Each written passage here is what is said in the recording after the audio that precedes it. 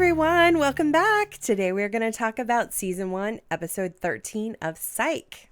If you guys are enjoying the show so far, please remember to like and subscribe and share it with your friends. That's most of all. We just want to get as many people involved in this as we can.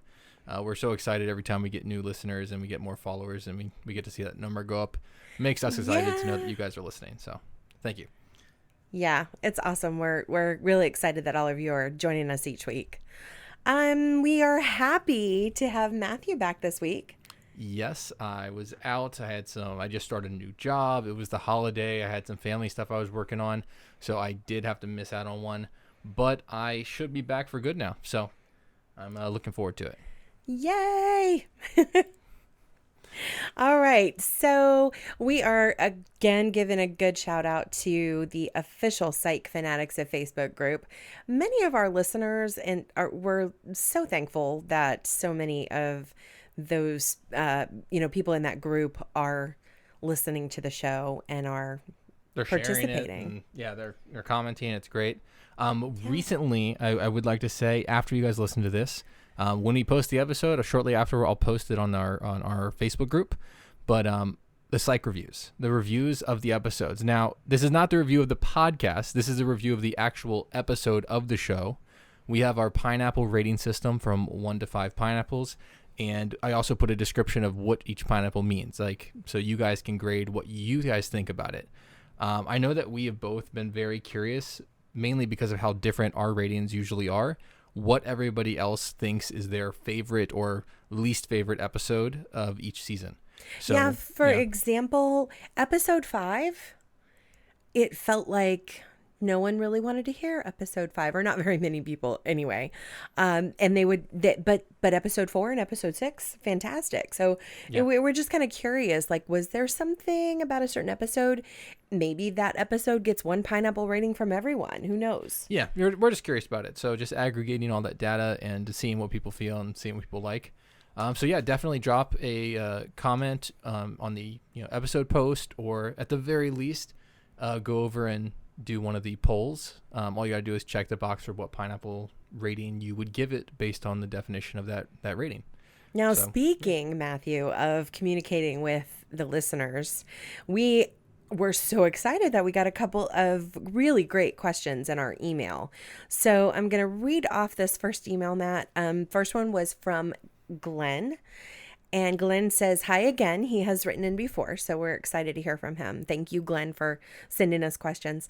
He says, hi again. The show's just getting better. Great job. Thank you.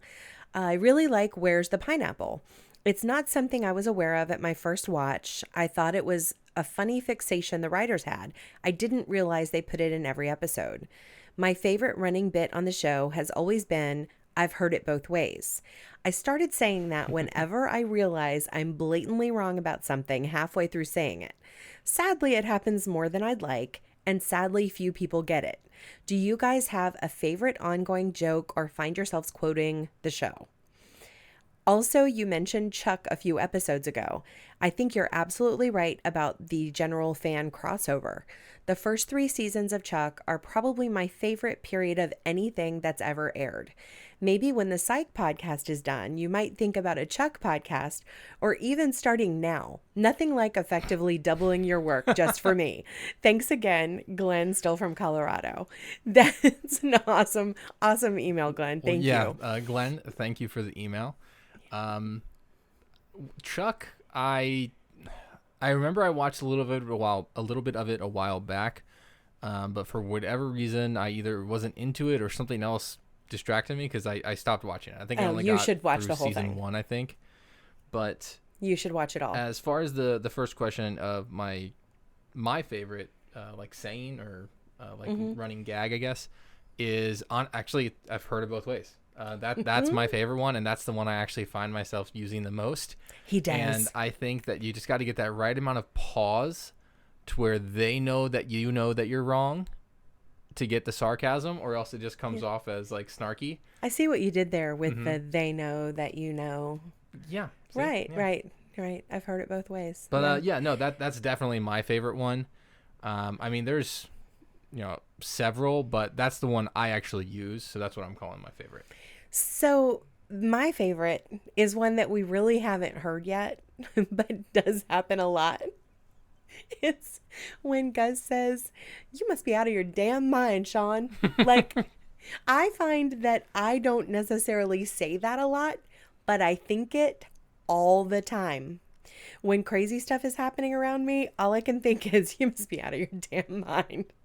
Because that too, that I don't know. I really like that one. Gus cracks me up most of the time. So See, my close second was "Come On, Son," but I just can't. I can't pull that off. I can't pull it off. I don't think I can pull it off.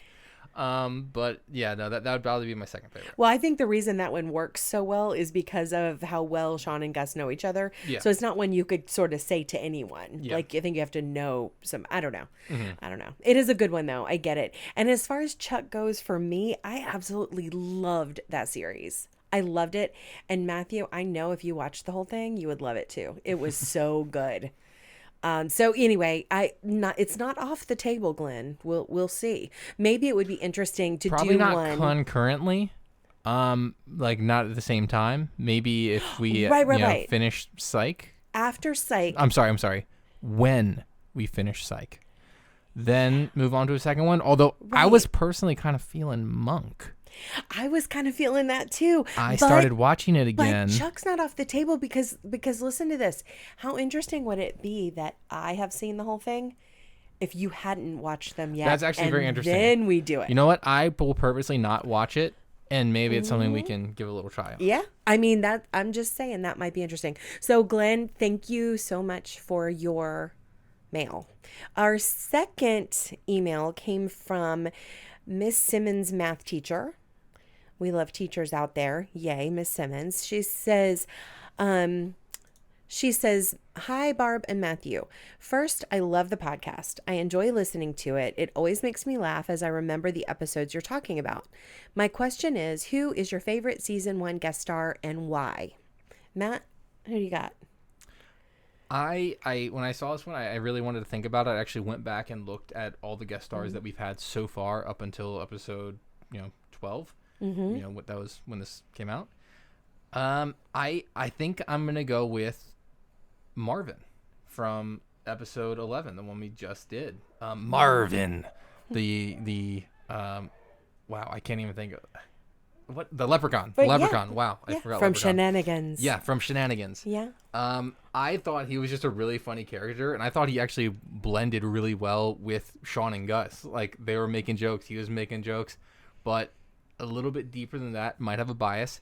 He was a long time part of the show Stargate SG-1, which I absolutely loved, and he had a really good character on there too. And actually, he was in another show, The Falling Skies. His name is Colin Cunningham. So I am just a fan of that actor all around. But there's also been 2 other Stargate characters in there. Although I think I talked about it last time. General Hammond was in there, and so was Janet from the show. But yeah. Well, oddly enough, because we don't always agree on everything Most of the time. but on this I completely agree. Really? And yes. Okay. Wow. All right. I was shocked with that. I thought he would pick someone that I didn't really know from some show that I never really watched. No, I mean, there were a couple of people that have been on the series so far that have been on like a lot of the Hallmark stuff that I like watching. But I have to say, for this particular question, I think this guest star that played Marvin, and I don't know if it's maybe just that I love the word shenanigans, I don't know, but I think he actually, like you said, sort of blended in. I loved how he was sarcastic the way that they are, and he just sort of like wasn't taking it when they first came in there and stuff. I really felt like his character, like you said, blended into the show really, really well. Yeah. I think they could, so much so that they probably could have had him recurring in some way. I would love to have had him recurring in some way if he didn't, get arrested and go to jail. Right. But if he wasn't, it would have been cool if that could have happened. Yeah, I think that's interesting that we agreed. Huh. Anyway, so thank you guys so much. Thank you, Connie. Thank you, Glenn, for the emails, and keep them coming. Yeah, there's one last thing I wanted to mention that I found when I was in the Psych Fanatics group. There's some guy posted in there. I think his name was Tames. but he posted in there this really funny comment, and it was about like apparently he just had like a kid, I and saw they were this. talking about naming his kid, and apparently his wife shot down a bunch of like the Gus nicknames. And I think that he got away with doing Henry as like a middle name. Yeah. And I thought that was great. So I want to give this guy a shout out because, I mean, he named his kid from a Psych character. Yes. So shout out to Thames. Yeah, that was really funny. I like that. That was really cool. I did see that post and I loved it. It was so cool. Well, because my personal favorite character name that Sean calls Gus is Ovaltine Jenkins. And that's one that he pitched his wife. Yeah, that was one he pitched, although that's a rough one. That is a rough one, but it's my favorite. Yeah, pitching. Hey, let's name our kid Ovaltine Jenkins. That is rough. Like a first name of Ovaltine is hardcore. That would be rough in elementary school. Let's be honest. Okay, so let's go ahead and go to the episode stats here, Matt. All right, so this episode is titled Game, Set, Murder. It aired on February 16th of 2007. The writers were Steve Franks, Anupam Nigam, and Tammy Seger. And we're already familiar with those writers. They've been most of the episodes, so we'll just skip right ahead to our director, who changes pretty much every episode. Mm-hmm. This time it was James L. Conway. So James L. Conway was born in 1950 in New York City. He's a producer, writer, and director. His career started in the late 70s and included episodes of some of my favorites. Grizzly Adams. I know Matt's looking at me like, I don't know what you're talking about. I have no idea what that show is. Oh, yeah. This guy who lived in the mountains and had a pet bear named Ben, and they called him Grizzly Adams. It was amazing. I loved it. It was great from my childhood. So Grizzly Adams, Magruder and Loud, which I loved. It was like a cop show, and they were married and couldn't tell anyone. They had this secret door going from one apartment to the other. It was a great show. Hotel, MacGyver, the old school MacGyver, not the new one, and many of the episodes in the Star Trek universe. So lots of different, you know how there are different sections of Star Trek. So he did a lot of those, and also Charmed and Smallville, Supernatural, the new 90210, and The Magicians. But he only directed one episode of Psych. Mm-hmm. Yeah, it was 4 different Star Trek TV shows. Like TV series. Mm-hmm. Like 4 different ones that were, he was a part of all of them, which is pretty cool. Mm-hmm. Especially Supernatural and Smallville. Those are my jams. I do like some Supernatural, I'm not going to lie. So in this episode, Gus is at a work retreat and Sean is bored. So he goes to the station to try and get a case. While he's there, he overhears a tennis player's dad tell the chief his daughter is missing. He infuses himself right into the case and gets Gus to leave his retreat to participate as well. They compete with Lassie and Jules to find the girl and bring her attacker to justice.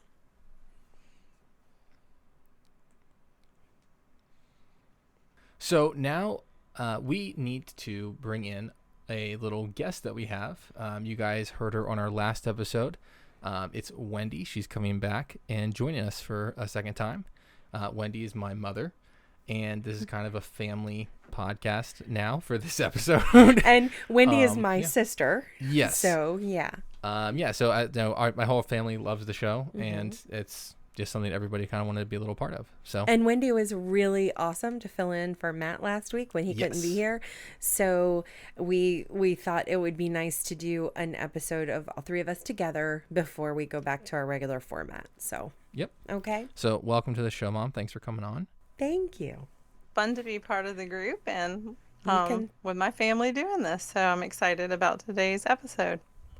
Awesome. So at this point, we're going to be going into our thoughts about the episode, how we felt about it, and what our pineapple rating was. Barb, why don't you go first? Maybe this won't be a popular opinion. I don't know, but this one only got 3 pineapples for me. Not my favorite episode. I felt that first of all, I had completely forgotten about this episode, and that's never a good sign that like nothing came back to me. And I don't know. For me, it had good character development, but the plot and the storyline was not fantastic. And I honestly could have watched an entire episode all about Gus's retreat. They could have left the story of the tennis player out of this completely, and I would have been happy just with Gus's retreat. That would have been hysterical. That is a great point. I actually felt the same way. I just didn't think about it in the same way that you did. I was actually very interested every time Gus in the retreat came up, because those were like little funny elements. Like his coworkers were, interesting. Yeah, they were interesting and unique characters. Yes. And then Gus around them was funny, because he was a completely separate person. Yeah. Around them than he was with Sean. I really thought that they could have easily have put like a mystery into the retreat that would have made this episode better, but that's my personal. So I'm actually going to give it 3 pineapples as well. Okay. I didn't think it was anything special. I didn't think it was awful. There was actually a really funny scene in it that I'll get to later in our timestamps. A really funny scene that I loved, and it kind of made the whole episode for me, to be honest. But yeah, I don't know, the tennis player just really wasn't an interesting person. Like she actually kind of sounded like annoying I person. didn't like her. She was really like self-involved. It's like she was just one of those workaholics, I guess, kind of because her dad was. But yeah, neither of those characters, her dad or her, were really interesting, or you really cared about them. No. I did think the actual case was interesting at how they, like, what happens in it, and how intricate it was. Yeah, but just vaguely. Yeah. It just kind of glossed over. I actually think you nailed it with Gus's retreat thing being more interesting than the actual like case or side characters that we had outside of that. Wendy, what did you think? This episode 3 pineapples, and again, not so much for the plot. I kind of agreed with you, Barb, that the tennis player was really kind of self-absorbed, not a very interesting character in and of herself. I agree with Matthew that there is one scene in there that was hysterical for me. That did involve the tennis player plot. However, I felt that the character building in this episode was really, really excellent. I love how Jules, worked with Sean and behind Lassie's back, and Sean and Henry had a lot of scenes together to explain his relationship with his dad better. Lassie learned about what that life was like, and Sean and Gus in here, you could just see that they were friends from a long time ago. They were very familiar with one another. Their deep the depth of their friendship showed. It was just good for the characters for me. So now we're going to get into our chronological breakdown. We're going to go over timestamps and just go over the entire episode in order. So Barb, it looks like you have the first one. Start us out. So we start out with young Sean and Gus playing Battleship, and Henry teaching the boys about trust after breaking up their fight. And we find out that Sean was cheating. So Henry takes away one of Sean's battleships. He says, as your punishment, I'm taking away one of your battleships, and you're going to play now with 4 battleships instead of 5. And it was like to teach him a lesson about cheating. And I actually really liked this punishment. I wish I'd been more creative like this with my kids growing up, because this was a great punishment. I thought it was awesome. It was like, now somebody can beat you a heck of a lot easier, and you did that. So, and then I'll add my little PS. I still don't like this young Gus. I'm sorry. I actually feel the opposite way. I really enjoyed this first episode, or this first opener, because I feel like that these two, it's let me see, it's Isaiah Brown is the actor that plays young Gus in this one, and I feel like they have chemistry. I feel like these two just really click, and it seems natural for them to argue and be friends. There is one other young Gus that I like more, but I do like this one. He's been in a few episodes so far, so I do like this one, and I think this was a funny scene, especially with the fact that how this happened, because it starts out with them playing Battleship, then it cuts to Henry walking around the house and finding them in a fist fight, and if you pause it on the scene where they're playing Battleship, you can see that Gus has 10 misses on his screen, and Sean has 10 hits, Mm-hmm. which is definitely infuriating. And then Henry gives them this big talk about how you don't accuse your friends of cheating and you don't get into fistfights with your friend over a disagreement. And then he starts to walk away and he sees Sean's game board and he sees that he has no pieces on the board. I love that. I thought that was really funny. Mm-hmm. It was a funny way for him to see it, because then young Gus was like, I knew it.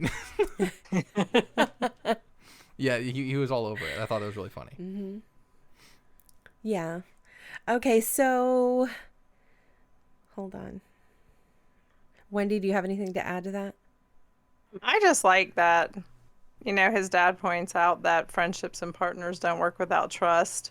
And Sean learns how the unfairness of cheating connects to the punishment his dad gave him. But you just see trust throughout this episode, so it's really a good tie-in for me.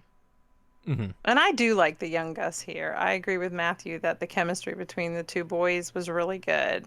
Yeah, I thought their argument was just really like, I thought it was really real. That they were sticking to their guns and they were both being stubborn, and yeah, I really like that. Yeah, unpopular opinion. I just don't care for this young Gus. The one later is better. I'm just saying. This one's very timid. I stick by that. I stand by that. I stand by that for season 1. So we come around after this scene at 1 minute 40 seconds, and we are in current time, and Gus is out of town on a retreat, and Sean is badgering Juliet at the police station so that, because he's feeling lonely and he wants a case to preoccupy his time, and Juliet is not having it, and Sean obviously uses this time alone with Juliet to, hit on her and flirt with her a little bit. And Which is a cute awesome. way. It's a cute way. Yeah. And then Juliet just like rolls her eyes and leaves. No, we have to say what he says to her. She says, I'm not giving you a case just because Gus is out of town and you're lonely. And he says, maybe we should put our heads together and figure out a way to make me less lonely. And I loved it. I thought it was so cute. Mm-hmm. I love Sean, though. It was so adorable. Well, And think I it's liked also how 'cause we know. Juliet just she knows not to like take him in the wrong way. Or too She rolls her seriously. eyes at Yeah. him and she just brushes it off her shoulder and just goes on, Yes. Yeah. She's not offended. Yes. She's like, okay, you're you and this is you. It's good. So at this time, we're at about 4 minutes, 50 seconds. Sean sees the chief talking to a guy about a missing tennis player. So right after he has this encounter with Juliet, he sees the chief talking to a guy about a missing tennis player, and it catches his attention. And he thinks, well, if she's not going to give me a case, I got to get involved in one. Well, Sean ends up, after the guy leaves, Chief goes back into her office where Lassiter and Juliet are at, and Sean ends up barging into the Chief's office, and he's having one of his episodes, and he's like spouting off like tennis gear and different like moves that are tennis related, and he uses Lassiter's brain power again to assist him, and Lassiter lets him do it for just a couple seconds before like manhandling him and removing his arm or removing his hand from his head. I love it every time it happens, though. I love it every time because Lassiter for a second has this like he has this like exhale moment where he lets it sit for just a second, and it's just enough to make it funny. And his reference to the Grecian formula was hilarious. For those of you who don't know, Grecian formula is men's hair dye. Oh, okay. That's what that is. I was like, I have no idea what that is. What makes me laugh? And this, But you can see him dyeing his hair. it gets me every time, though. What makes me laugh is when Sean reaches out and touches someone's head. Whether it's Gus or Lassiter, I don't care who it is. It's hysterical to me. That's one of those things that I'm curious about. If that was James Roday, or if that was, Or if it was written in as the action in the script. That's a good question. like, I'm very curious about that. Mm.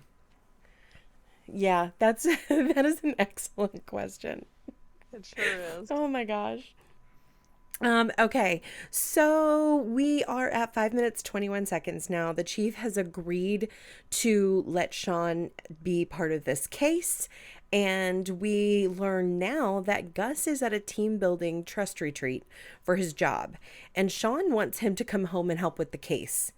He has He's trying to hook him. he's trying to do whatever he can to get him to be part of this. So what I really liked in this episode was, like we mentioned in our rating talk before we started the timestamps, is, we all found it more interesting at Gus's retreat than in the actual episode. So I loved especially this part where they introduced the retreat and some of these characters. In this scene, we're at 5:45 while Gus is on the phone with Sean, and one of his coworkers comes over and says that Gus has been elected to hold the sharing stick in the sensitivity circle tonight. And Gus's reaction is pretty great because he's like, "No way. Are you serious? Really? It's me? That's awesome. That's awesome." Like, he sounds like a completely different person. And as soon as she steps away and he's back on the phone with Sean, his voice changes and everything. Like, he's so perfect at just nailing that, like, two different, this is work Gus and this is home Gus. Mm-hmm. Yeah. Yeah. Yes. And he sounds a lot more aggravated when he's talking to Sean, if you notice. It's not I didn't even think about that. It's not that calm. When he starts talking to Sean again, it's that immediately, like, he's on defensive and like, what am I going to have to do now for this man, you know? Yeah, that's funny. That's funny. I didn't think about that. That's funny. Oh. And next at 6:05, Gus talking to Gus and Sean are still on the phone, and Sean gets Gus to join him in the case because he's called Gus's boss and told him that Gus's grandmother has slipped in the shower and broken her hip. Hilarious. Yes. Unbeknownst to Gus. But Gus, he picked up on it fast because you see it because he was holding the phone like against his chest when his boss came over. And then when his boss said that, he had this split second of like, wait, what? My grandmother's dead. Like, yeah. And then he glanced at the phone. He's like, oh, okay, I know what's going on. Sean is doing this again because he did this in episode 1 with his cat dying in there. Yes. And yeah, so I think it was Mr. Pickles. But yeah, so yeah, that was a good thing. Definitely. It's like he's happy to get away from the retreat because he really doesn't want to be there, but he does want to, get this client. The client that is available now. The client list. I wanted to make a point about that. We kind of went past it, but I wanted to make a point that he was trying to. There was a point to it. He was trying to get this one client, and he said, "I could make all my money in one day with this one client." Yeah. So right there, you can see that Gus is like in it now. He's in the psych business. He's like, if I can just do my job one day a week, I'll still make the money. You know what I mean? That's an interesting point too. Right. Showed his commitment there. I thought that was kind of cool. It was like, yeah, he doesn't have to be convinced anymore. He's just in. I don't know if it's completely that, but that's an interesting theory to discuss. That's an interesting theory to propose. I think he's getting there. I think he likes doing what they're doing. I definitely think he likes it, but I don't think he's ready to quit his day job yet. He's not there. No. But he recognizes that he can't do that day job 5 days a week and still keep up with still psych. Do psych, yeah. Right. So he's trying to figure out a way to do both the best he can. Absolutely. And still make the money to support them. Yeah. Yeah, and this is when the actual episode starts after they leave after we get away from the retreat. Yeah. So at 6:15, when Gus gets to leave the retreat, they show up at the tennis player's house to investigate, and you see them in her room with her dad, and they're there to find clues. In this time, they find out some important information about the girl. They find out she loves to have her picture taken, and she's really into photography. And at that time, Gus notices that there's a security camera in her room and questions the dad about it. And he's like, oh, we had to install that after a stalker broke in after her. So Sean, in his funny way, decides he's just going to use a play on the Seven Dwarfs to get her dad out of the room, and explains using all of the dwarf's names just about why he cannot talk to the spirits when other people or security cameras are in the room. So the dad leaves to turn it off so they have some time to investigate without him watching. I missed that. I didn't even notice the dwarf thing. Oh, I totally did. He's like, are we bashful? Sneezy? Dopey. Sleepy, dopey. Grumpy. He's going through I them. definitely heard it. I just didn't. I don't know. I just didn't think about Yeah, it. no, I it didn't was- think about him doing all It this. was face funny. like, what are you doing? It was definitely funny. It was there. All right, so the dad turns it off though, so that was good. Yes. Mm-hmm. Next, Sean finds a cheap eternity ring among her expensive jewelry and discovers she might have a boyfriend who just is not going to be someone her dad would approve of and couldn't afford to give her the things he would. And ironically, at this point, it is hysterical because once again, Gus, who just sort of knows a lot about everything, he is just all on this eternity ring. He knows what it's about, wants to know why she's not wearing it. It's hysterical. And of course, Sean is going to play off this. And he tells, Gus says he gave that ring to one of his previous girlfriends, that his eternity lasted 3 months. And she lied. Well, eventually they broke up because she lied to him about having to enter the witness protection program. I know, Sean's like, I saw her at Starbucks with a name tag on and an Employee of the Month sign. That was great. and Gus is just defending her the whole way through. It's hysterical. Mm-hmm. All right, so at 8 minutes 41 seconds, the guys are at the tennis player's home. They're getting ready to leave her room. We're picking up where we left off here, and Sean says in a very pronounced way, "When we find the mystery lover, we find her." And Gus says, "Why don't I ever get to say stuff like that?" So I thought that was pretty funny. He thought I don't know. It's like he never is the one making these comments. And so pay attention throughout the rest of this show because we're going to see him try. Mm-hmm. So Yeah. pretty funny. So at 8:55, Sean and Gus are walking up behind Lassie, who's leaving a coffee shop. They pretend to know. Sean pretends to like divine what he's drinking and picks on him about leaving out a pink straw. And at that point, they enter a debate about, Lassie says, "Stop following me." And Sean is like, "Well, stop leading me." And he just ended up saying, "Look, we're going to walk side by side or we're not walking at all." And so bantering back and forth at this point. It was I love how he said it to him though, because he was like, "I've actually been meaning to have the same conversation with you about leading me and I'm sick of it." I loved it. And especially after the footsteps he made. Like he made those prominent footsteps behind him. Yeah, it was really cute. At that moment, though, Henry pulls up in his truck. And this starts like the third story in this episode. So apparently he's been asking Sean repeatedly to come get all this stuff from the house. And they start looking through it. Sean and Gus and even Lassiter start sort of looking through this stuff. I loved this part because Sean pulls out a Whitesnake t-shirt and he's like, my Whitesnake shirt? You can't get rid of my Whitesnake shirt. You can't find these things in stores. It's like... For those of you who don't know, Whitesnake is an awesome hair band from the 80s. We've got some good notes about that later in our 80s references, but that was pretty funny. And then right after that, they follow up with Gus and his Airwolf windbreaker. And he says that he has been looking for that Airwolf windbreaker. And so it was... that was kind of funny. I think, Matthew, you have a note about this maybe? Because I would have thought you would have caught that. There's one specific part about it. I did think the Airwolf thing was funny because as soon as he says that, Gus actually starts putting it on. And he's like wearing this child's coat just to spite Sean. We see him going through the truck and Sean tells him that he took it so that Gus wouldn't wear it. And then that's when he puts it on out of spite. But I also thought it was kind of funny too because there's just one little line that I love finding these little ones that I don't know, it cracked me up. It's when Henry pulls up, as soon as he gets out of the car, he's like yelling at Sean to grab what he can because he's going to donate all of it.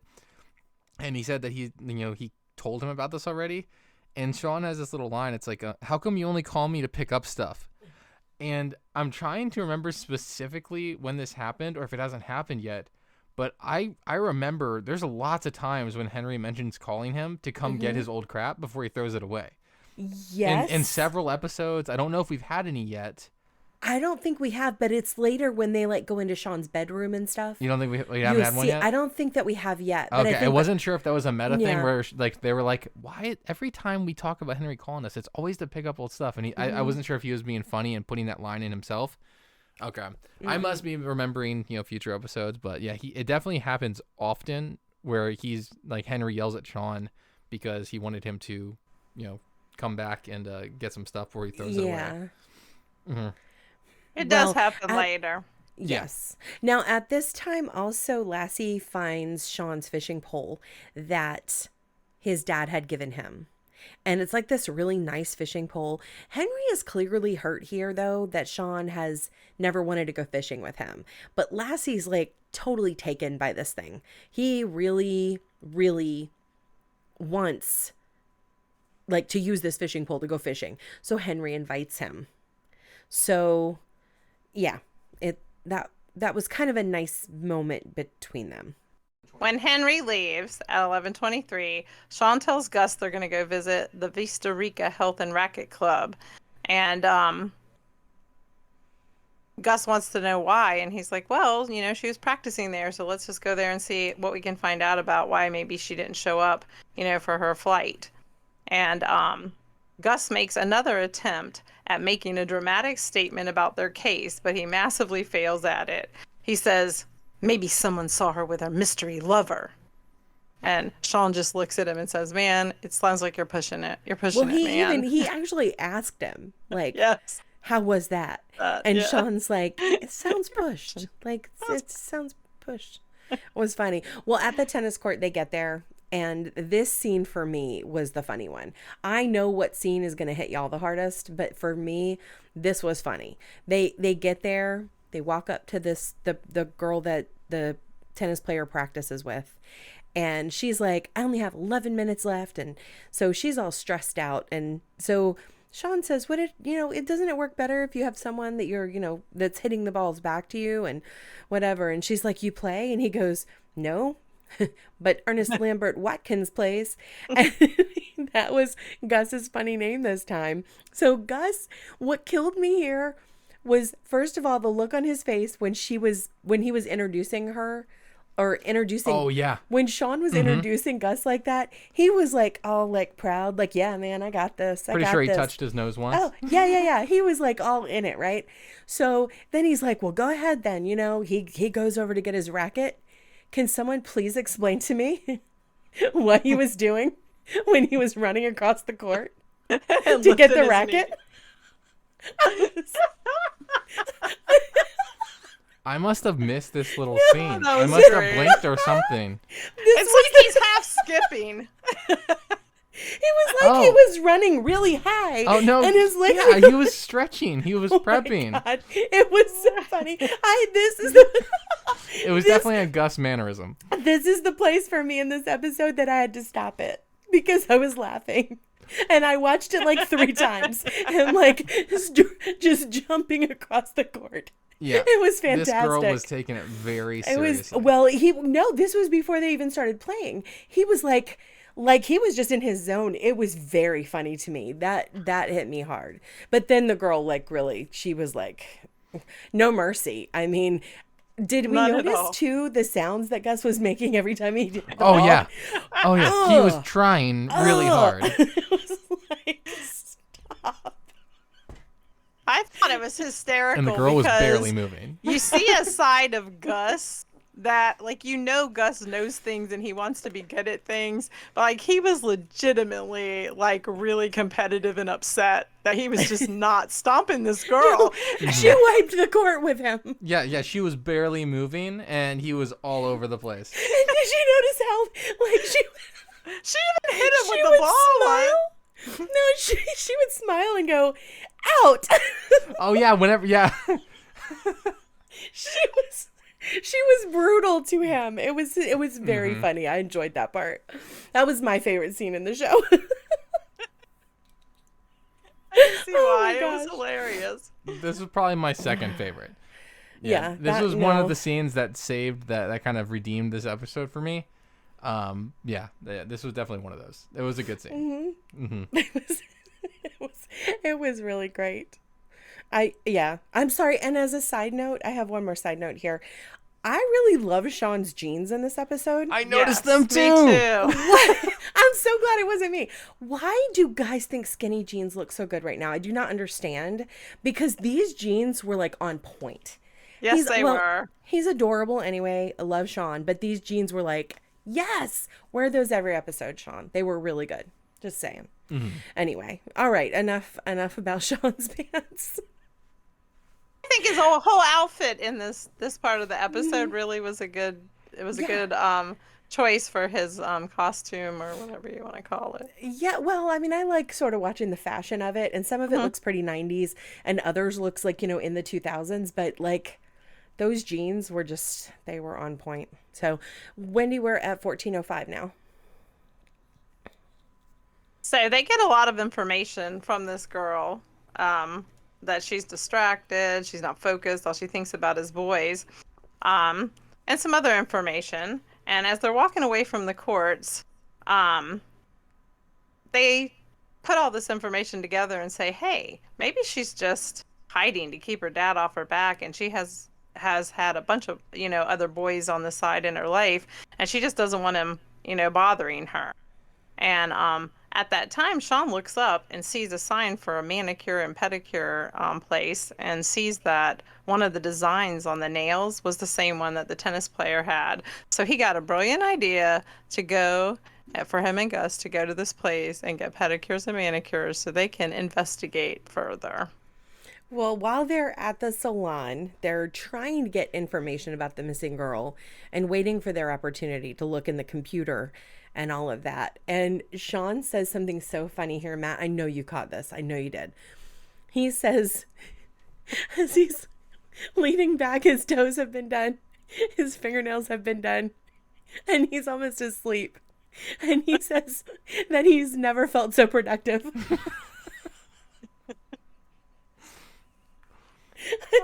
Why is that something I could totally see you saying?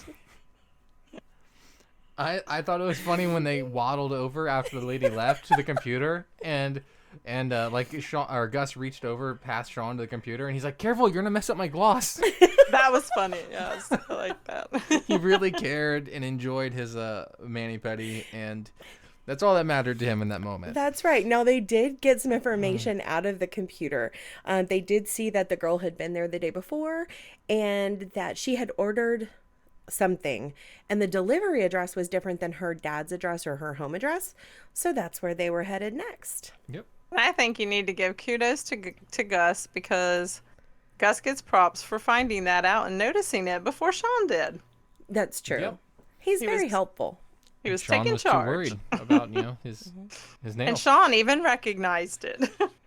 So at 15 minutes 21 seconds, we arrive at this other address that they found at the salon, and it ends up being an apartment, and they get there a little bit late. When they arrive, they're wheeling the body out, and she is alive still but unconscious, and they're taking her to the tennis player, and they're taking her to the hospital. And they get up there and they find out that this is like an apartment of hers. She's got pictures all over the apartment, and Again, of herself. yeah, and this is a crime scene now. So yeah, they're looking around, and they do pick up a few different clues before they get kicked out. And we do also meet at this crime scene the like one of the crime tech guys, the photographers, and they kind of introduce this character a little bit too. Yeah, he had taken one of Henry's classes. Yeah. Somewhere, so he knew. He's like, are you Sean Spencer? And yeah, so he knew him a little bit, or knew of him anyway. Yeah. So after they discover the missing trophy, it's kind of clear, because Sean and Gus really discover it. Juliet talks about it to Lassie, And Lassie gives all the credit to Juliet. And like that moment in this episode, it becomes a competition. Yeah. They're not working like together anymore. It's like full on, I'm going to beat you. No, I'm going to beat you. Did y'all notice that? Because I Yeah, got that in this scene, they find a few clues. The main ones being the trophy is the murder weapon, that it was in there and now it's gone, as well as the toilet seat being up, so they know that a guy was in there. Some wine glasses, like 2 wine glasses missing from the rack. So they can paint a picture of what was going on here. So there's definitely some guy involved in this situation. They just got to figure out who it was. I really love the banter in there between Sean and Lassiter and Jules, because he was kind of, ragging Lassie with, yeah, show me when the real detectives get here. But if you notice, Jules walked over and like told him all about the information away from Lassie. Even after their banter, she came over to include him. Yeah, It was an interesting moment between the two of them. Yeah, for sure. So next day they're in the station, and Lassie and the whole, crew of cops are bringing in the suspect that Lassie has had this guy's face plastered all over the news like the whole time while this girl's still in critical condition. So, they've been really trying to find this guy, Felix, and they found him and they have arrested him. And although I think we should back up because we're missing a funny scene. I know. Here. I want to back up. Let's back up. So we're at the psych office, and we find out that the victim is still in critical condition, but she's stable. And the Santa Barbara Police Department, mainly Lassie, has put something on the TV constantly about the stalker, the person who was stalking this tennis player, because Lassie's convinced it was him that attacked her. And while they're talking about this, because Sean does not believe that, and when he goes to summarize this, he jumps up onto the chair. Why? He jumps up onto the chair and then he like starts surfing on the chair. Yeah, and Gus is just chill with it. It was a nice little funny scene with them. Yeah, it was a good one. Yeah. Again, I'm so curious if that was improv. It feels like something Roday would do in character. He's just sitting there and he's like, Sean would be moving more. Like I gotta move. I can't just sit here. And I feel like that was improv. It's funny though. I'm gonna do like another sidebar here. I listen to a lot of podcasts about shows, and like from like the people hosting are not, novices like us, but they are the people that were in the shows. And I just recently listened to one where about Gilmore Girls, oddly enough, but the guy who played Luke in that show was talking about this very thing. One of their listeners had a question about how do you do that as an actor when you're going through your lines and then you have things to do actually physically as well. And he said when you're recording something like that, when you're filming, that it is all very choreographed because they have to block you and do the lighting. So you cannot really do that much off the cuff physically that they don't know about ahead of time, because if they don't know it, your lighting is not right. The people that are in the scene with you, their lighting will not be right if you're not standing in the right spot doing exactly what you're supposed to be doing. So it got down so precise as to like if he was pouring coffee for someone, it had to be on the same word every time, standing in the same spot every time pouring coffee if they had to refilm something or do different takes of it. I get that. That's a good point. But they're not filming live. So it could be something where they do the take originally and then Sean's like, guys, I don't feel like I'm moving enough. I feel like Sean would be moving more. So that's almost like to what I'm saying is like. And it depends on the scene, because in that scene, it was a wide scene. Yeah. And the camera didn't move. They were just staying in the same spots. I feel like they would get silly on set. It's an interesting question, like how much leeway physically he had. Or if it did have to be choreographed. I'm interested to know that, if he had that leeway. I would I heard in one of if the we could videos, interview like one of these people I can't remember when it was, that but could it tell was. us this. Yeah, me too. I can't remember when it was, but there was like a short video talking between Dule and Roday one time, and they were talking about how he constantly just came up with this stuff as they were filming. Mm-hmm. And so I think some of it he does just come up with, just on the fly. But I love it because he's so playful and so serious at the same time. Like it's fun. But Yeah. he knows he can be that way with Gus, so it's really kind of cool. Mm-hmm. It's kind of cool. And you But yeah, notice so Gus next said scene. nothing. Yeah. No. He goes with it. Mm-hmm. So Sean is in Chief Vic's office in the next scene, and he's trying to convince them that it is not this Felix Alvarez guy that was stalking her before. And the chief and Lassie, Jules, none of them are buying it. The chief wants evidence. And of course, Sean can't give it to them at this point. It's just something he knows.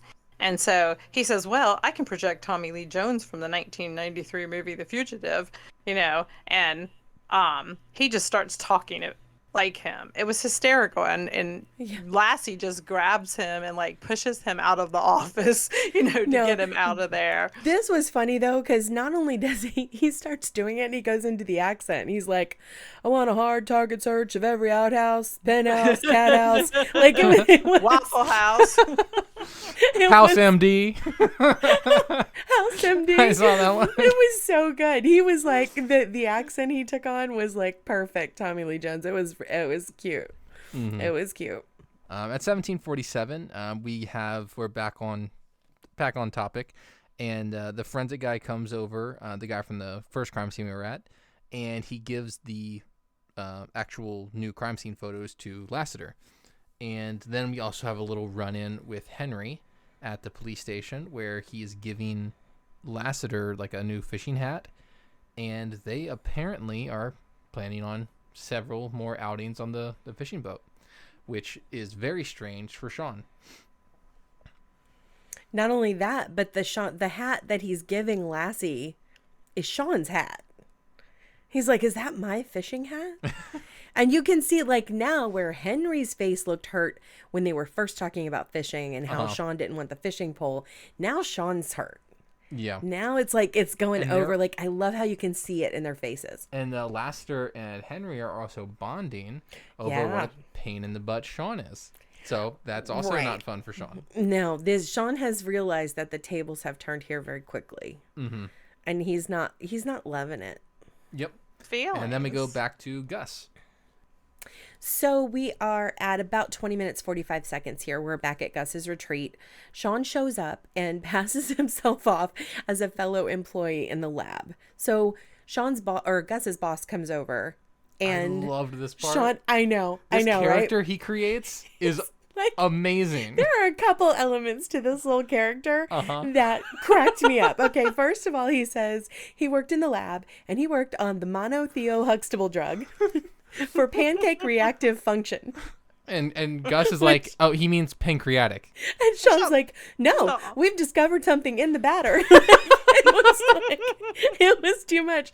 But what happens to him is he gets this like nerdy thing. Like, what is happening to his mouth here? That was my note, literally says, what is happening to his mouth here? It's like his tongue is all of a sudden too big for his mouth. And he starts almost lisping, but not quite. Yeah, he gets like a little Yes. stutter kind of at some point. And he's his voice changes. It's really, I really loved excellent. one line that he I had think he's where just he's like, trying I've to been here. portray this guy that just doesn't fit in. Yeah. And is Well, no, he has one overexcited line and that- wants to, but he's just not fitting in. He has this one line that I really loved. It was like, in fact, I've been here for the whole weekend, and this is the first time anybody's talked to me. And I didn't get a name tag. And nobody made me a name tag either. And then He's so sad. And that leads to the boss saying, you know what I say to that? Hello. And he starts listing off what the letters mean. And Gus turns around and says in his ear, take the O off the end of that. And that's what this weekend is. But then he turns right back around and acts like he's so excited to be there. Mm-hmm. It was Yeah. that was really cool engagement there. Yeah, I love that was funny. character that Sean I had a made. side That note was really there good. that I thought it was great because Sean played that part with such confidence and enthusiasm. Like he was so believable. He got all of them that were over there, his boss and the girl, to just buy into the fact that he has just been neglected the whole weekend. Mm-hmm. It was funny. He knows his audience, so it was great. So Sean actually had the purpose of him going to the retreat was to let Gus know that the victim is now waking up. And their concern now is that if the attacker knows that she's waking up, then he's probably going to go back to kill her. So here's where Gus tries one more time. He says he'll find her and finish her off. He's still trying so hard. And Sean is like, you're not handling it. You're not, if this is not okay. It's not right. And poor Gus, he's throughout this episode, he is so trying to get a good line. It's hysterical. Then after that, in that same interaction, Sean tries to get Gus out of this retreat again, and he plays the broken hip card again with the boss, and the boss reminds him, wait, didn't she already break her hip? And then Gus quickly saves the day by saying that she broke her other hip. And she was like, what is she doing? And he's like, she was line dancing. And she said, oh, she shouldn't be dancing because she's an old lady. It was, oh no, she was teaching the class. Yeah. With a broken hip. That was great. Yeah, exactly. Just really stacking on top of that lie. Mm-hmm. So now back at the station, Lassie is bringing Alvarez proudly down the hall because he's been arrested. And his grandmother is screaming at him and yelling that it wasn't him. He's innocent. And, Lassie just has that proud face, when he has just done something amazing and he is just strutting. And Sean and Gus come in behind him. And Sean just goes into this vision that he has had that is going to tell them that this guy is innocent. They've got the wrong guy. But unfortunately, after he finishes his banter and saying, he's innocent, and I loved it because, he started spouting off all these names of actors like Ricky Ricardo and stuff. It was really funny in his vision. And Jules pulls out the murder weapon that they apparently found in Alvarez's car. Yeah, that was a little damaging, but Sean knew it wasn't true. So I really, really love the next scene that we have. It's 24 minutes, 42 seconds. And you see Juliet sitting at a bench on the beach, and Sean walks up and sits down behind her and starts making all these like secret sounds or something. And, talks about meeting in secret. And she says, we're not in secret. We're just not where a bunch of eyes are going to be on us. So he goes around and sits beside her, and she gives him all of the current notes and everything about the file, all the photos and everything, because she's like, I know you need this stuff to sort of psychically get more information. And I just love that she, like, for me, that was a really cute exchange. And it also showed how much she trusts him. Like, that was, I love watching their relationship sort of unfold and like get, I don't know. That was a particular moment where, again, she's showing that she trusts him even if Lassie doesn't, and she wants to work with him no matter what. And so I liked that. She believes him. Yeah. Mm-hmm. Yeah. And I like the little part in there about the rooster, he says the rooster cackles. And I loved her little comment about, I don't have a cackle in my repertoire. That was really cute. And then at the end telling him, roosters don't cackle, they cock-a-doodle-doo. It just sort of left Sean grinning. And it was like he saw something there in that moment with her. Well, she and it was back neat. with him. Yeah, it was great. And she it was back with him. Yeah. Now we are at Henry's house because we all know what Sean does when he gets sort of to a place where he's stumped on a case. What does he do? He goes to see Henry. They come to the house, and Lassiter and Henry are outside. They just cooked up, the fish that they caught, and they're having a good time. And Sean, brings them into the house to, have a little discussion with him where Lassiter doesn't see it. And when they walk in, they see on the fridge this photo of Lassiter and Henry and a fish in their hand, like that they just caught. And it was just a really weird thing to see, like, Lassiter as, like, I don't know, Sean Proxy. Like, he's like replacing him. Right. Yes. Yeah. Like Sean's dad has a picture of him and Lassiter fishing on their, it was a weird thing. It was a weird thing for him. But after that, they go over and they sit down, and, Henry is trying to help Sean through it. And I thought this was a weird scene because, I don't know, maybe I'm possibly looking a little too much into it, but it's just something I saw whenever I don't know. When I was watching it, it's just something that stood out to me. There's a scene in it where Sean is stumped, and they're in the kitchen, and they're discussing the case and trying to figure out what Sean has missed so far. And Henry tells Sean to close his eyes, and Sean has this moment where it seemed almost like, he had his own little flashback back to when he was a kid, and his dad always used to make him do this. I mean, we haven't really seen it in a while, but they really emphasized it in episode 1, the first time that we saw the young Sean moment. Well, I think here he even actually says not the test. Yeah. He does. It references back to when he was a kid, and his dad would always make him do this, and even as like if he didn't do it, he wouldn't get some reward or something. And but yeah, he has this like annoyed kind of thing, and he got real for a second. Like he wasn't just joking. It looked like he was upset, and that he doesn't want to play a game. And Henry tells him to trust him, but it's one of the few times that, recently that we feel like Sean gets really serious. And it's like this, I don't know. I feel like whenever he told him to close his eyes like that, in the same way that he did in the first episode, it, kind of triggered something in Sean.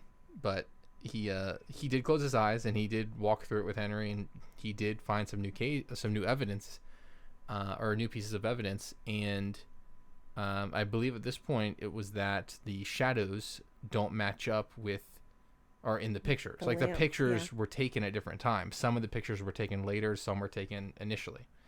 So they got their new clue, and after that, I believe they head back to the apartment. So that scene, I thought was like where you were thinking of it sort of almost negatively. I sort of not felt, negative, like deeper. Like I felt like it hit him harder. Yeah. Well, I sort of felt like it was a full circle moment. So we had at the beginning of this season him being tested constantly as a child about what do you see, what do you see, what do you see. And now in this scene, we were shown why Henry did that for him. Yeah. It was like, okay, I get it now. And I honestly believe that Sean sort of got it too. Mm-hmm. Like, because he was like, oh, this isn't going to work, whatever. And then he's like, he closes his eyes, what do you see? And he's going around the room just like he did when he was a kid, and realized if he would maybe just do that more often, he would get to the answers. Yeah. I don't know. I thought it was cool.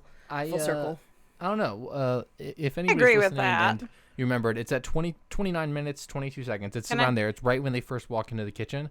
Do you guys think that I'm overthinking of it, or am I don't know. Do you guys agree with me? Do you think that it could be something where it might have hit him harder hearing his dad say that? Say what? I'm sorry. Say like imagine the room, like close your eyes and like I do, and the room. reason I think so at that moment is because I feel like Sean's interactions with his dad the entire episode have somewhat been almost as if he is a child and he is, ragging on him. It's like, okay, I've called you 6 months ago and you haven't come to pick up your stuff, and then he tells him, well, try living with him for 17 years. He never would get up to go fishing with me. And even when Sean gets to the house and Lassiter and his dad are out on the porch, his dad's telling a story that really is sort of embarrassing about him, going into the sleeping bag and hiding from a stalking raccoon, so he's like, every step of the way, it's sort of like he's been not in a good adult place with his dad. And so then he comes in here and his dad tells him something he told him as he was a kid. Not that it wasn't the full circle, because I do think it does come around to that. But I think initially he's just thinking like, stop treating me like a kid, Dad. Let's talk like adults. Yeah, yeah, I get that. But after this scene, we are back at the apartment. Yes. They decide these shadows aren't right Sean decides these shadows aren't right. We're going to go back to this crime scene. I have to make sure. And when they get there, they see that the shadows are not right based on the clock, and the clock is wrong. Yeah. All the digital clocks, the regular clocks, everything, all the clocks are like 3 hours different. Yeah, they don't match the initial crime scene photos. Right. Or what Sean remembers from the crime scene. Yeah. And I think if I'm wrong, I might be wrong. At this point, Sean asks Gus to lay down on the floor. And Gus is like, oh, this is it. Yeah. And like and I know this is y'all's favorite scene, so I'm going to lead you in and then have at it. Okay. So he has Gus lay down on the floor. Gus is not having it. He's like, I don't know. I don't like again, Gus doesn't trust him right there. So this is the one scene that or the one part of this scene that I think is so funny is that he brings up the Battleship game from when they were little. And there are very few episodes of this show where they reference what the flashback was. Yeah. And they do that here. And I kind of loved that. And then I also love that Gus knows that Sean knows, or that Sean does not know what the word supine means when he has him laid down in a supine position. And Gus is like, you don't know what that means, do you, Because Sean? Sean was reading the forensics report that the body was in a supine position on the floor. And and he's like reading it, but he doesn't know what he's saying. And so Gus proud. knows it. Gus is so proud that he like knows that word, but Sean doesn't. He goes, it means laying down, Sean, Gus on your back. has had a lot of those Love this how episode. when he said something about, hey, Mr. Vocabulary, it was great because Gus was acting like he was on stage getting an award for knowing the most vocabulary words. It was He was like, thank you. He had this at the tennis place too. Whenever Sean introduced him, and he has it at least 2 more times in this episode where he gets all like cocky for a second because he's like getting talked up. Yeah. So that was a fun scene, but it does lead into, I think it's definitely my favorite scene in this whole episode, and I think my mom had the same idea. We have it to where he's laying down. Yeah, he's laying down in the spot where the body was. And there's like a blood pool on the carpet still. So he's laying down exactly lined up with the pool, so he looks like a dead body. And Sean is walking around the apartment trying to get some hints, like get some clues. And then the landlord walks into the apartment. And the landlord is this like timid, I'm going to say weak looking guy. He's definitely, whenever he walks in and sees this, he sees Gus, like eyes closed, head to the side into a pool of blood. And he's confused as to what's going on. Can we just say, though, that Gus has purposely put himself in that position? Yes. As soon as he saw the door was opening, he was like, he got real played still possum, and like turned his head to the side like he was dead. Now this is So, the yeah, one I it had looks laughed like so he's hard dead. I was crying. Like I know, me seriously too. crying. I had tears in the scene. I watched it twice because of how funny it was. And so the landlord walks in, this timid, scared looking guy. He sees Sean standing above Gus, who appears to be dead right now with a blood stain on the carpet below him. And he's like, is that guy dead? And then Sean like doesn't skip a beat. He's like, well, you've seen too much. And the guy's like, what? No, I haven't. And he's like, yeah, we're in this together, man. We gotta get some plastic bags. We gotta get a knife. We gotta chop up the body into little bits. Is there a furnace in the building? Is it downstairs? And the guy's like, oh, what? He's like, yeah, we're in this together now. You and me, we're in this together. And the guy's like, okay. And then at some point into it goes on for just another split second. But at some point in this, Gus is just like, nope, I can't do it anymore. And he stands up, and the dude freaks out and runs out of the room. It was when he said we have to melt the torso with the blowtorch.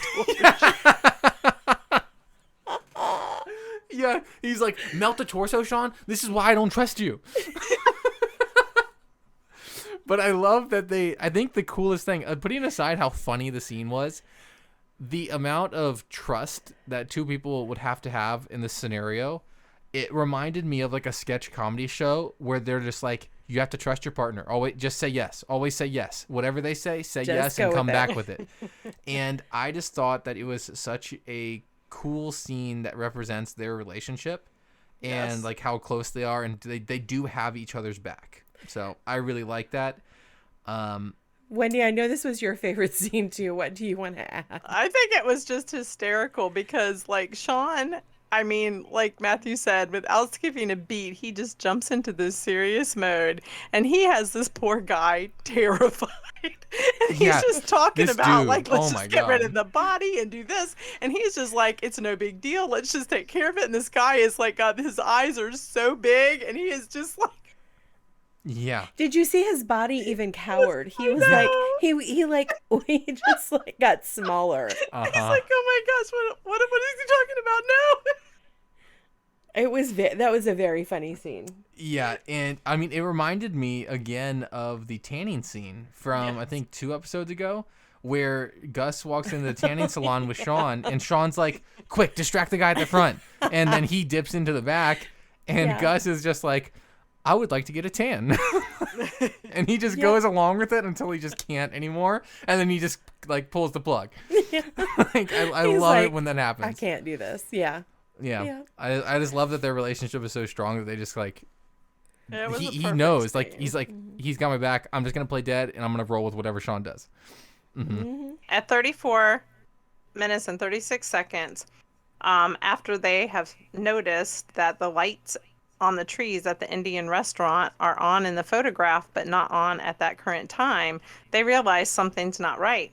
So they go across the street to the Indian restaurant to question the hostess about the lights. And she says they definitely come on at the same time every day. They put them on a timer at 5 o'clock, not a minute before, ever. And so at this point, the light comes on for Sean. He knows who the killer is. And it's just so funny because with the straightest face, he asks this lady who's like thinking, okay, I'm giving him important information here. He says, this is the most important question of them all. Do your samosas come with red onion chutney? It was just hysterical because she looks at him with this look like, what? And so it was great. I laughed at that. Now we are at 35 minutes, 11 seconds. We are back at the police station. Lassie, Jules, and the chief are sitting around the table in her office and talking about the arraignment of Felix earlier that day. And Gus busts open the door for Sean. Sean runs in. He tells Lassie he was wrong. The chief says, no, I don't believe so. Nobody believes them. And this is when Sean starts his dramatic psychic breakdown of the case. So Sean has figured out what's going on, and the situation was that the crime scene tech, the photographer who's been kind of in and out of this episode the whole time a little bit as the background, he is the murderer. Bludgeoner. Yeah, the bludgeoner. He calls him the bludgeoner. Yeah. It's like a comic book villain.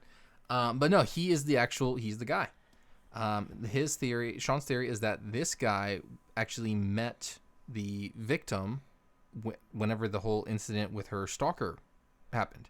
And they kind of had a little relationship. And this happened because she was about to leave him for some guy in like Spain or Italy or something. And when she told him that she was leaving him, he wasn't having it. And it was a crime of passion. He just attacked her. After he did it, he cleaned up as best he could. And then he went and the body was found. And then when he came in, he tried to clean up more and reset things. And he didn't do the best job. He did get clever. He turned the clocks back and he tried his best to make it look right. But he took a second set of pictures, but he didn't turn the clocks forward again, which was a dead ringer that something was changed. And he also couldn't get the shadows from the sunlight from the time of day right, and that's what Sean noticed initially. So the big problem, though, was that he had to remove one of the photos. That's why he had to go back and retake the pictures, because one of the photos on one of her bookshelves had, if someone looked closely enough, they had his camera bag that was monogrammed, and it had his initials on it. And it was a camera bag that all the police officers sees all the time. So he had to go back and retake the photos there. So that's why he had to come back and reset everything.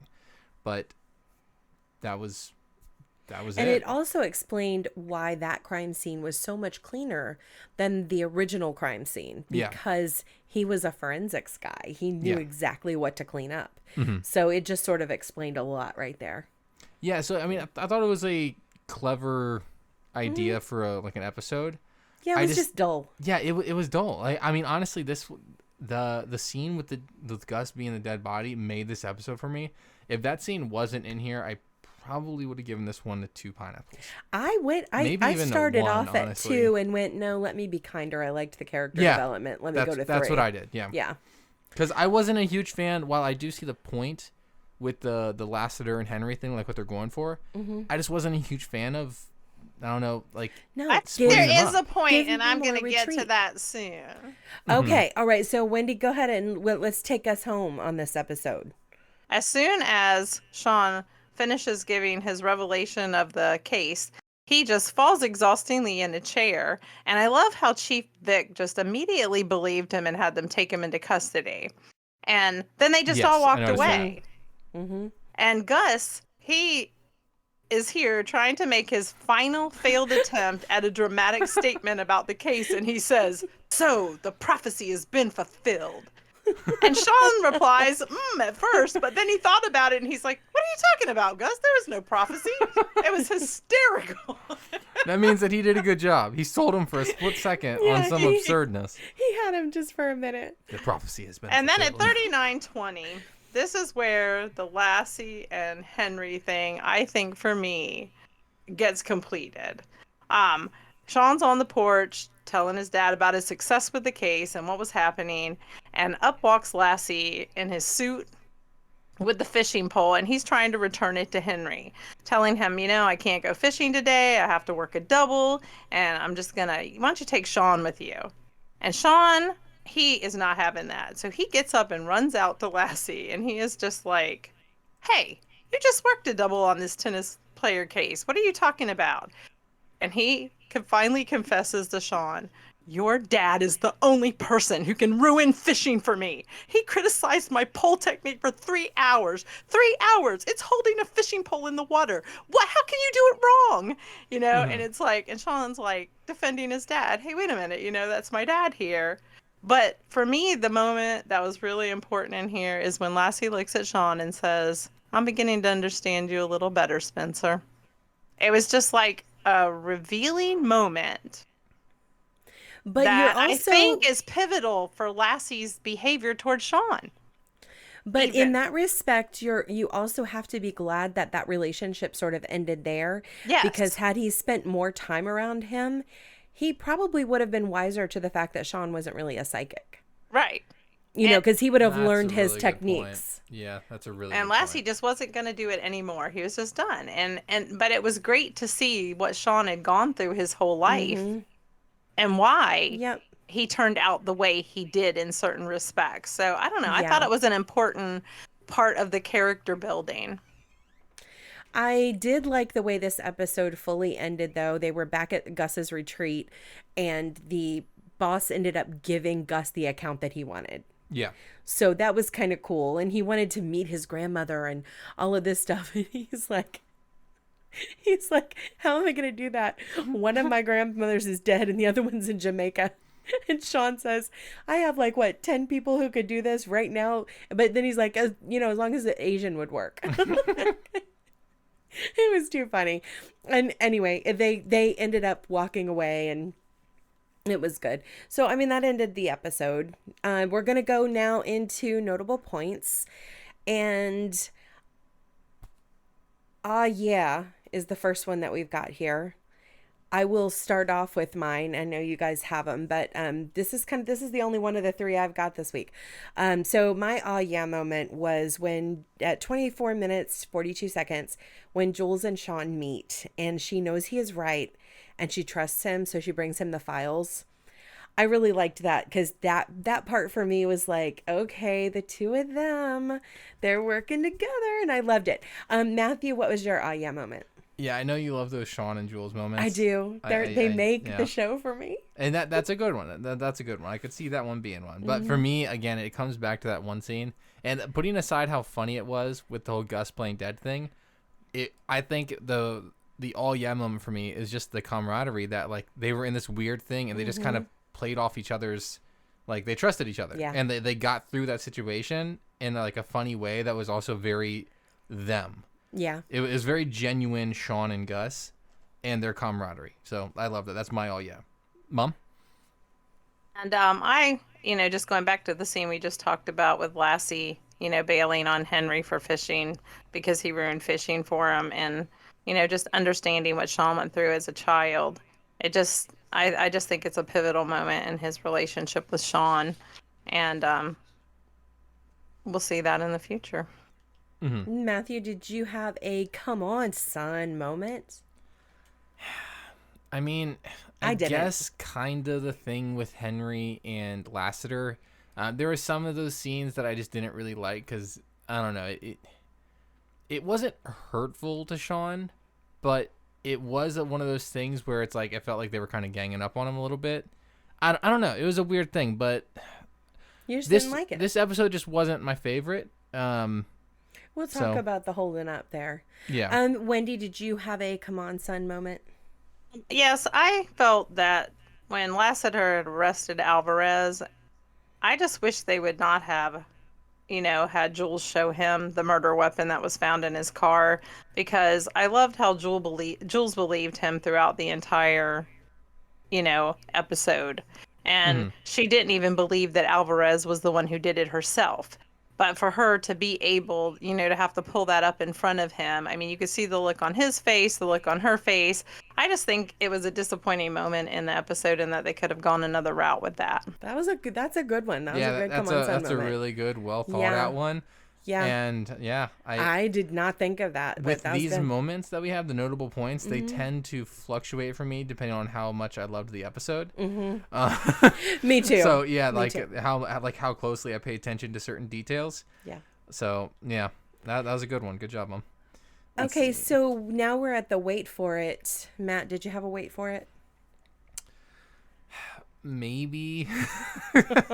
Wow.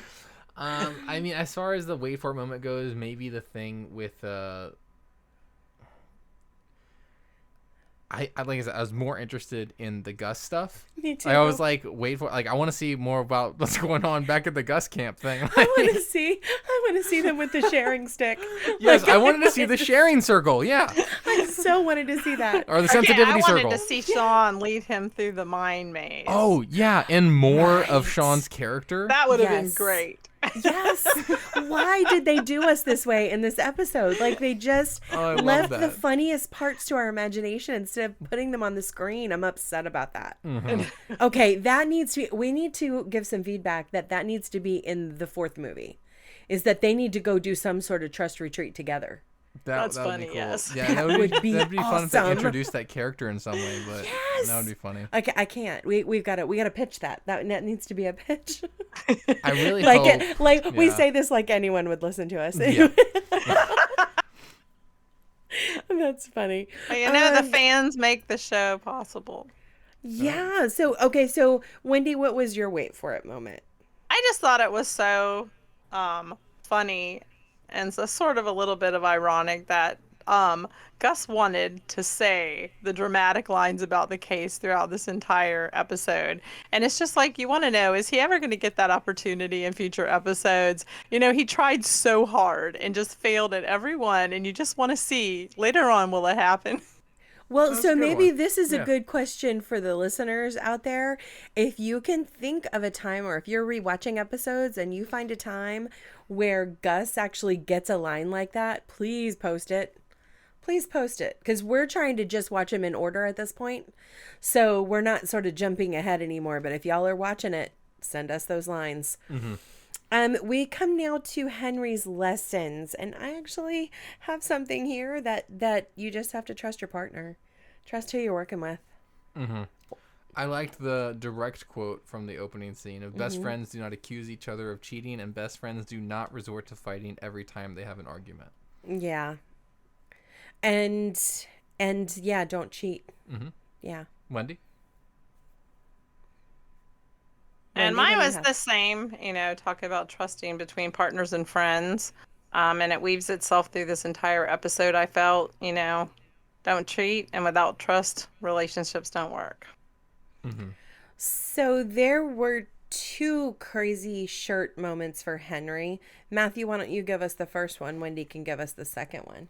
Well, the first one, yeah, I know there was two. The first one was just awful. It was hideous. It was 10 minutes, 50 seconds. It was when Henry pulls up in his trunk with the truckload of Sean's stuff, and it was this terrible brown button-up shirt, and it had these like palm tree leaves all over it. They were big too, and they were different colors, and they were all shades of like brown. Like they there dead. was teal in it too. It was horrible. Yeah, it was weird, but they were like dead palm leaves. I don't know. It was awful.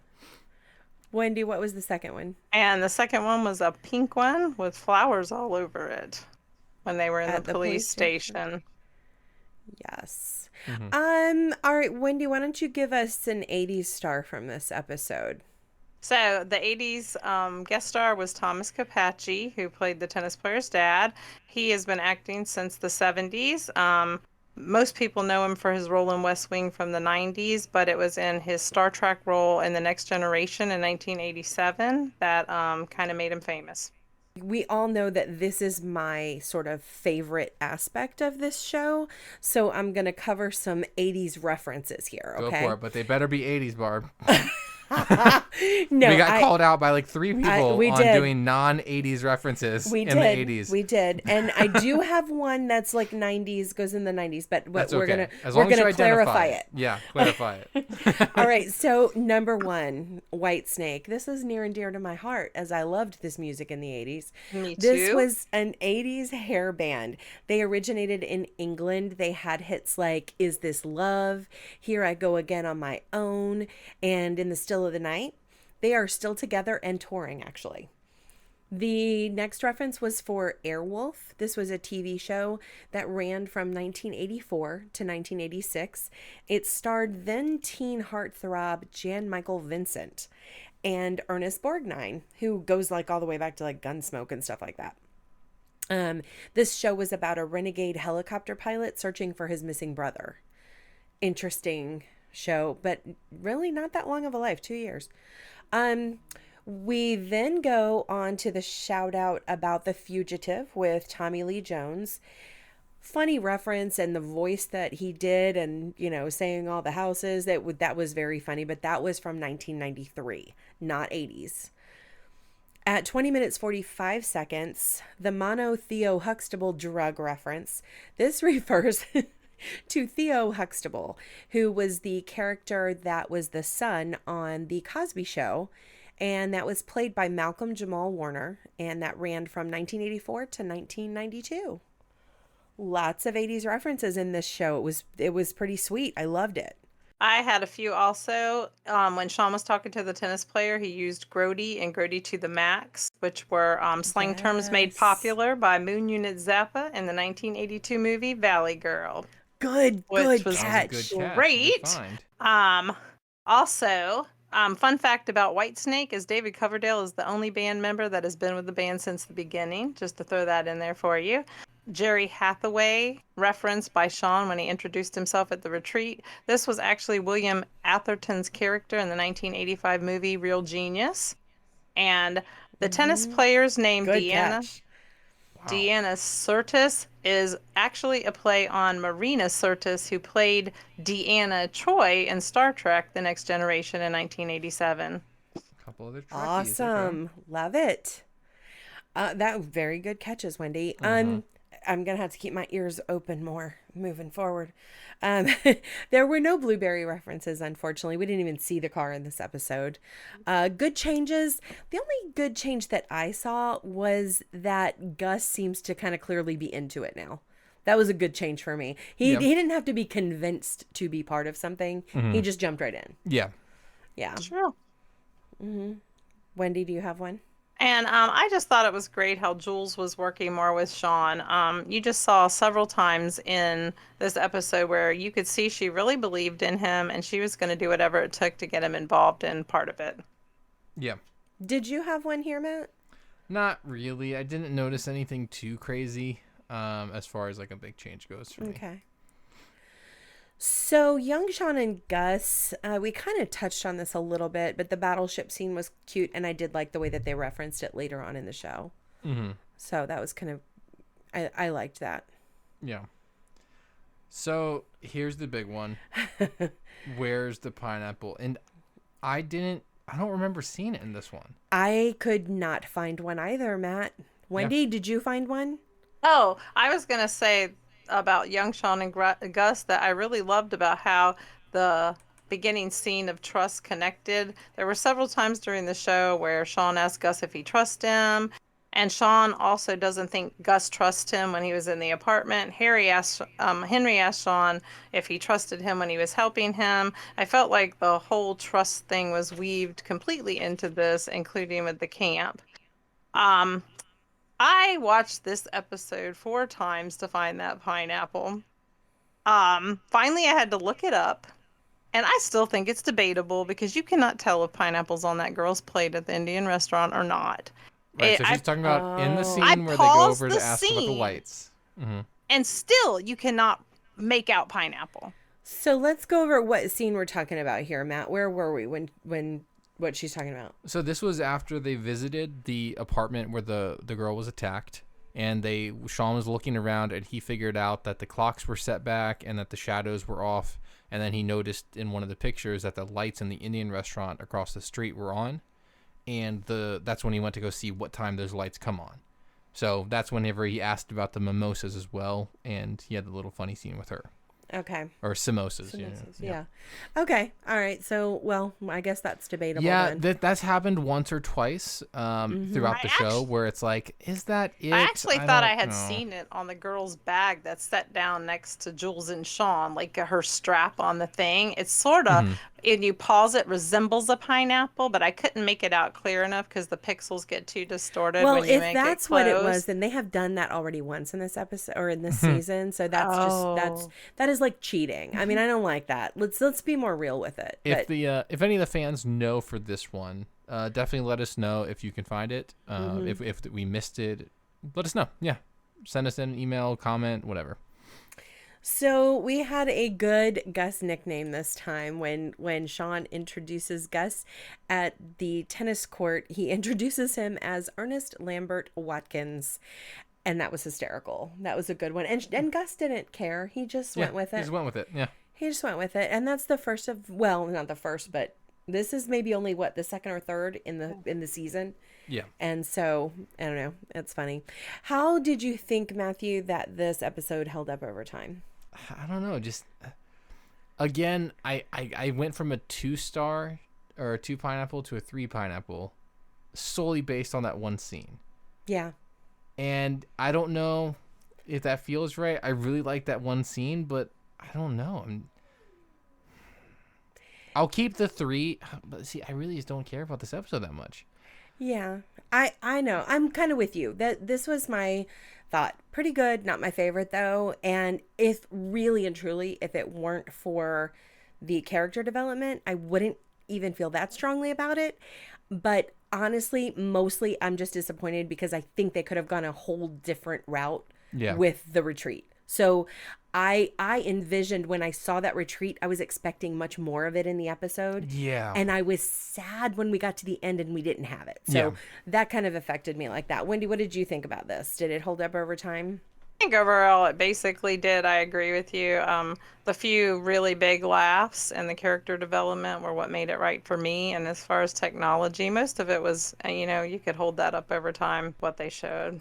Okay, so we're going to wrap up here. That was a great episode. Wendy, thank you so much for joining us. Thanks for having Mom, me. for joining us and coming on. And you were super This was prepared. fun. You had a lot of great details and did a lot of background checks. So yeah, thank you for putting the time in and prepping for the show. We appreciate it. Absolutely.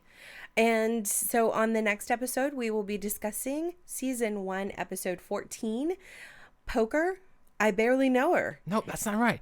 Poker, I Barely Know Her. Okay, that was better. I'll give you that. And we only have 2 more episodes in this season. Can I'm you believe so excited. that? Although I do think these last 2 episodes are pretty good, especially the one after this, the Bianca's Toast one. Okay. Scary Sherry. Ooh, yeah, that's a good one. That's a good one. Okay, There's I'm a lot kinda of funny excited. scenes in that. So, but I know we are still very excited for the season banger 2. of a season that is season 2. Season 2. I can't even. I'm so excited about that. It is So awesome. yeah, stick with us. Keep listening. Yes. And you got to check out our Facebook group. It's We Know You Know, a podcast about Psych. There's the ellipses in the middle there. If you have not been there yet, follow us. We don't post too much. We post whenever we drop a new episode. We have polls sometimes when a new episode comes out, asking questions. Your Facebook feed will not be like inundated with. Yeah, we're not going to stuff from spam us. you with a bunch of stuff, but Right. it'll keep you up to date on the show and let you know when new episodes come out. And some maybe exciting news that might be coming down the pike. We don't That's know. true. So, just kind of keep a watch on that. You can also visit us on our Instagram page at The Psych Podcast. As well as our Gmail account, thepsychpodcast@gmail.com, where you guys can send us questions if you like the show, if there's anything that you wanted us to talk about on the show, any interesting theories, anything like that, just let us know. Yeah. And thank you to the ones who have sent them in already. Thanks for listening. We hope you have an awesome week. Bye.